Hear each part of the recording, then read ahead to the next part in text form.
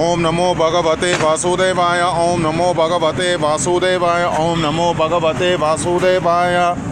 Currently in the world, there are many people who are being cheated in the name of religion, in the name of rituals, in the name of sacrifices. People are being cheated.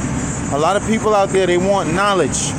They want spiritual knowledge. They want information that can take them to the next step of their evolution.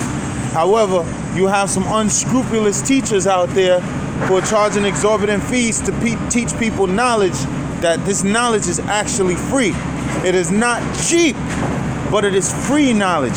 And I say that to say because 500 years ago, in an area called Navadweep, you had a young man by the name of Chaitanya Mahaprabhu. Well, he wasn't even Chaitanya Mahaprabhu at the time. I believe Chaitanya Mahaprabhu was his spiritual name, but his regular name was Nitai. It was Nimai and Nitai. I get them mixed up sometimes. Nimai was born under the Nimai tree, so that was actually Nimai Gaurachanda, who became Lord Krishna Chaitanya. If I err, please forgive me. You know what I'm saying? It's either Nitai or Nimai, right? But I'm saying this to say, 500 years ago, the Brahmins were out there making money in the name of religion. And when Lord Chaitanya came and started telling people, listen, you don't have to do all of those Vedic rituals and those Vedic sacrifices. You don't have to do all of those penances and austerities because this is the age of kaliyuga. And in the age of kaliyuga, the prescription is that a person can receive self-realization and God realization by simply chanting Hare Krishna, Krishna Krishna, Hare Hare, Hare Rama, Rama Rama, Hare Hare. This is what Lord Chaitanya was going around telling people.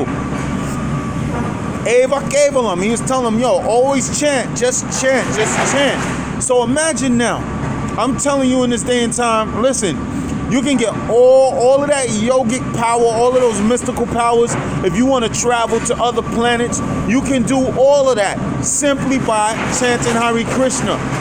If you want supernatural abilities, if you want to heighten your ESP, if you just want to be a more person of a divine character, all you got to do is chant Hare Krishna. And I'm telling you this, but your teacher is telling you, no, pay me $500 and I'll teach you how to be a mystical avatar. I'll teach you how to levitate. I'll teach you how to read your past lives. I'll teach you how to do all of this. Just give me $500. When I come on the scene and I tell you just chant Hare Krishna, now I'm shutting down his or her money. Their means of livelihood is now being threatened.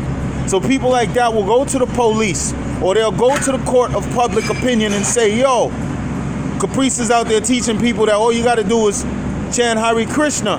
And he's messing with my money because people are chanting Hare Krishna and getting the same stuff that I'm offering them for $500 or $1,000 or an amulet or something like that. And I say this because many people, this is the age of Kaitava, cheating religion.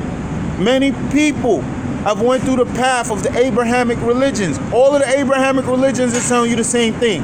Either to love God or to serve God. In that, you don't see no penances, no austerities.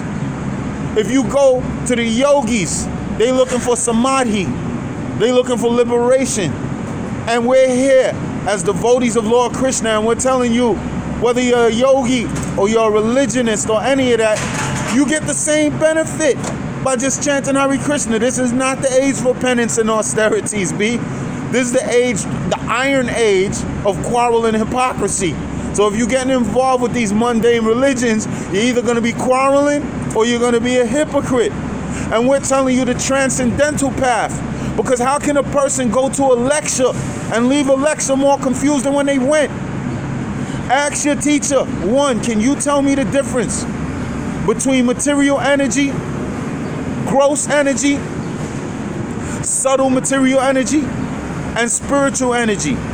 Can you break it down according to the teachings of the scriptures, according to the teachings of the guru, And according to the teachings of the sadhu is one who already knows his goal. The sadhu is already liberated. And let me tell you something about the word liberation. Liberation has many levels. You have material liberation on a societal level. Like for 400 years, black people have wanted material liberation from getting their butts whooped by the white supremacist system. That's one level of liberation. There's other levels of liberation or moksha, which grants one immortality, where you never have to die. That's liberation as well. But that's just another form of liberation. It's material advancement. That's what that is. But remember, even beyond the level of material liberation, there's love of God. Even beyond immortality, there's love of God. There's beings out there who are no longer subject to the wheel of samsara. They are no longer subject to birth, death, old age, and disease. And yet they don't love God. So what Srila Prabhupada was teaching us is that on a certain platform, when a person develops love of God,